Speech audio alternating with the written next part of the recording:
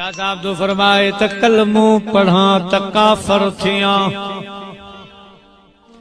कलमो पढ़ा त काफर थिया, कलमो पढ़े केर जेकी पुछन था राह रसूल जी तिन सां आहे मुंहिंजो वेर। जेॾां भरिया रसूल पेर ऐं न भरिया ओॾे पेर। अब हाणे केरु सम्झे? हे त तव्हां अदब कयो वेठा आहियो त विड़ो आहे। हे छा पियो चए? कलमो पढ़ा त काफ़िर थिया।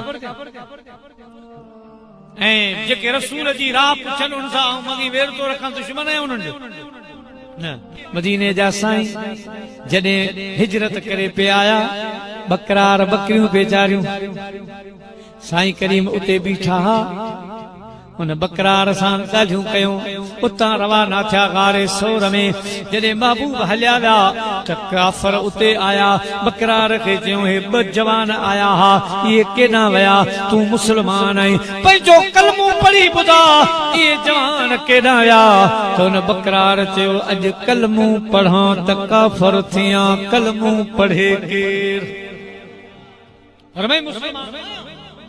पर अॼु जेकॾहिं कलमो थो पढ़ा त कुफर में हलियो, काफ़िर थी वेंदुसि। पंहिंजे महबूब सां सम्झ गदारी पोइ कई।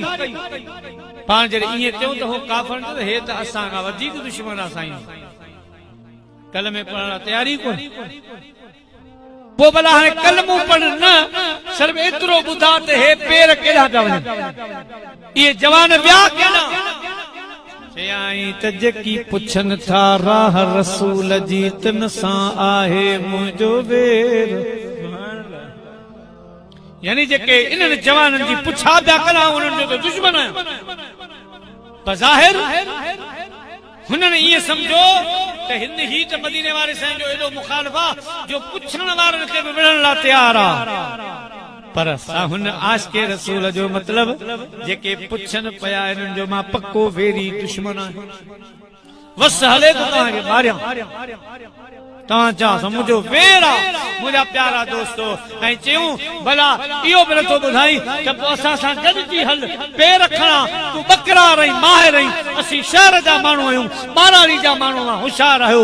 तॾहिं उन धुनार चयो त जेॾा इन्हनि जवाननि पेर भरिया आहिनि ऐं कतनि एॾा हलण लाइ तयार न, आऊं न हलंदुसि, हली ॾेखारियां, मुंहिंजो ईमान ख़तम थी वेंदो।